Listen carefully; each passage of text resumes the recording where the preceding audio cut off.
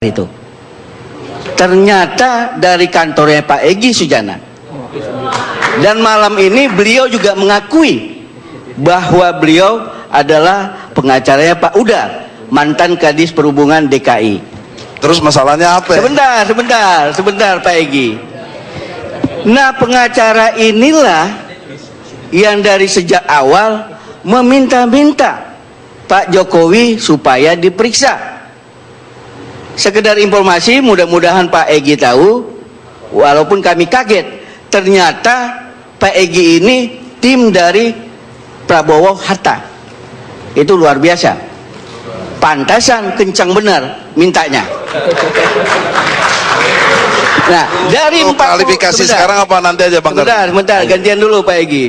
Dari 42 kasus saksi yang sudah diperiksa, tidak satu saksi pun menyampaikan soal nama Pak Jokowi.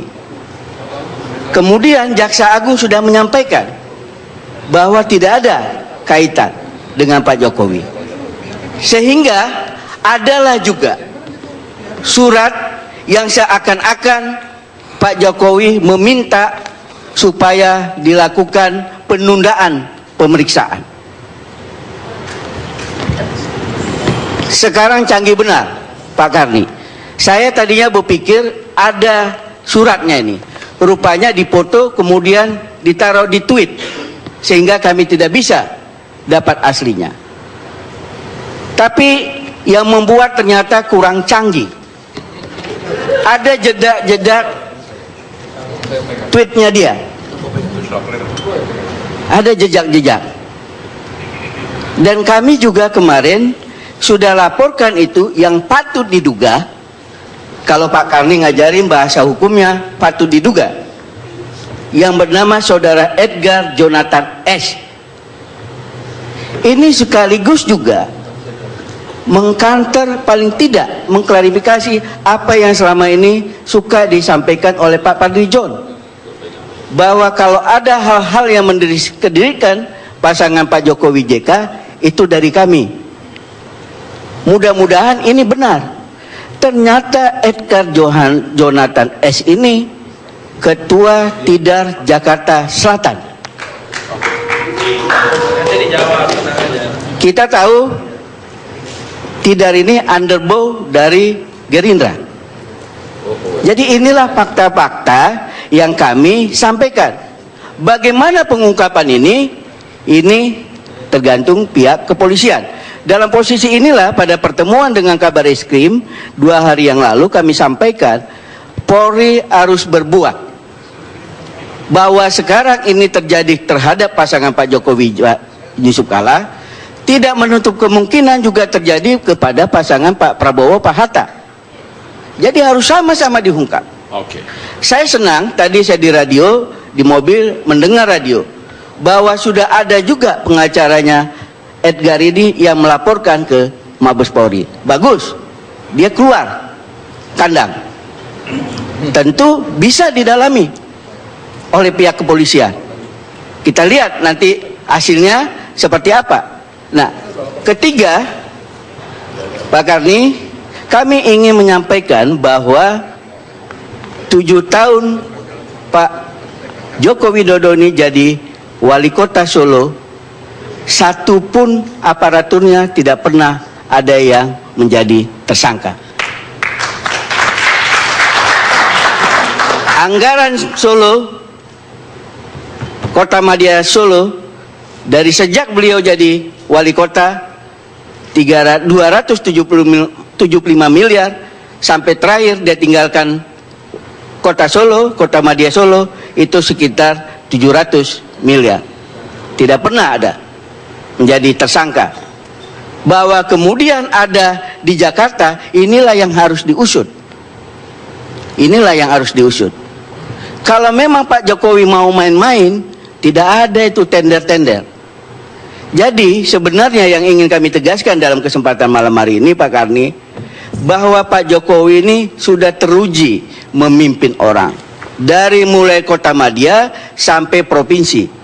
Sekarang mudah-mudahan Pak Fahri Hamzah kalau jalan-jalan di trotoar ada bangku yang bisa duduk-duduk. Kemudian ada bus pariwisata yang gratis. Kalau anak saya suka bilang di rumah, gretong alias gratis.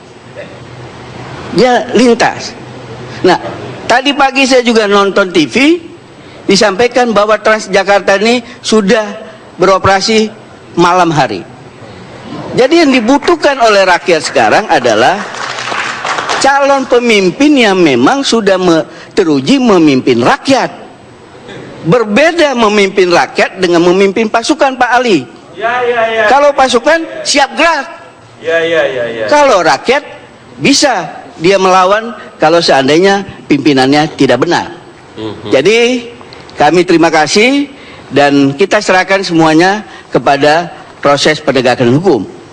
Mudah-mudahan tidak ada beban bagi kepolisian, karena tentu para pejabat utama Polri sekarang diangkat oleh rejim yang ada sekarang ini untuk mengungkap ini. Terima kasih. Baik. Saya sebelum teman menanggapi, saya cuma kasih tahu Bang Trimedia, terlalu kecil indikator memimpin Republik ini kalau ukurannya hanya bangku dengan bis kotak. Ya, saya kira begini, hal-hal yang menyangkut black campaign atau kampanye hitam itu, ya banyak sekali juga kalau kita rinci listnya itu panjang sekali. Cuman kita tidak mau fokus. Misalnya ada akun Twitter Abraham Samad mengatasnamakan Abraham Samad dan terus menyerang Pak Prabowo. Dari mana? Ya, kita laporkan juga kepada pihak kepolisian. Ya, kemudian juga kampanye kita tidak pernah kemudian melakukan atau menganjurkan ya kepada misalnya anggota untuk melakukan kampanye hitam. Kalau ada, Mohon maaf Pak Yudon, sampai 2 hari yang lalu belum ada laporan resmi polisi soal akun Abraham Samad itu. Kita sudah cek, belum ada laporan itu. ya tim hukum yang kita ada sudah melakukan. baru diskusi. Nah ini jawab. Jadi kita mulailah tidak melakukan kebohongan-kebohongan publik. Begini. Jadi 2 hari yang lalu kami cek, bisa dicek malam ini kepada Kabareskrim. Begini. Ada baru diskusi tim hukumnya Pak Prabowo mau melaporkan, mau. Kalau kami sudah ada barangnya. Gini. Sekarang saya perlu jawab. Jadi permasalahan tentang akun Abraham Samad pada saat itu, pihak dari Barreskrim sendiri sudah menyatakan sudah ada laporannya Pak dari Barreskrim. Sudah dari KPK. Abraham Samad sendiri menyampaikan kepada Kabareskrim. Pak Mahendra Data, ini yang bicara Kabareskrim. Saya juga bicara sama Komjen Kabareskrim. Suwardi Alius, mudah-mudahan beliau nonton malam ini. Ya, saya juga bicara sama beliau, bahkan saya SMS dan dijawab. Kemudian saya bicara dengan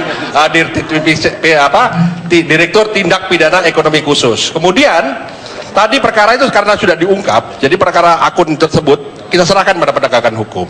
Kemudian tadi perkara Edgar kebetulan saya tahu. Memang tadi dikatakan kurang canggih. Sayangnya yang melapor juga kurang canggih. Kenapa? Karena ini permasalahan ITE, informasi transaksi elektronik.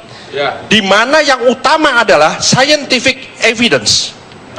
Ya, saudara menuduh atau melaporkan tadi anak yang namanya Edgar itu sebagai pembuatnya, bahkan pembuat surat palsunya. Saudara lupa bahwa di dalam foto itu dengan sistem digital forensik atau bisa dilihat metadatanya. Ternyata foto itu kiriman dari seseorang akun palsu yang sekarang sedang dikejar. Ya. Jadi kalau orang mau bicara visi misi hukum, jangan konvensional. Kita sekarang sudah masuk ke informasi transaksi elektronik. Kita lihat scientific evidence-nya, siapa sebetulnya yang mengirim foto itu. Kita serahkan ke polisi. Saya sudah bilang. Bang Ari, soal Bentar. tadi soal bos B gimana? Iya, nanti lagi ada. Masih ada waktu, tenang Bang. Pemirsa, lihatlah para orator di negeri ini. Selama mereka miskin, negara dan masyarakat memuji kelurusan mereka. Tapi ketika mereka digebukkan dengan uang publik, pelan-pelan mereka akan mulai terpengaruh dengan kebencian terhadap keadilan, merencanakan intrik untuk melawan masyarakat dan menyerang demokrasi sendiri. kata Aristophanes, bukan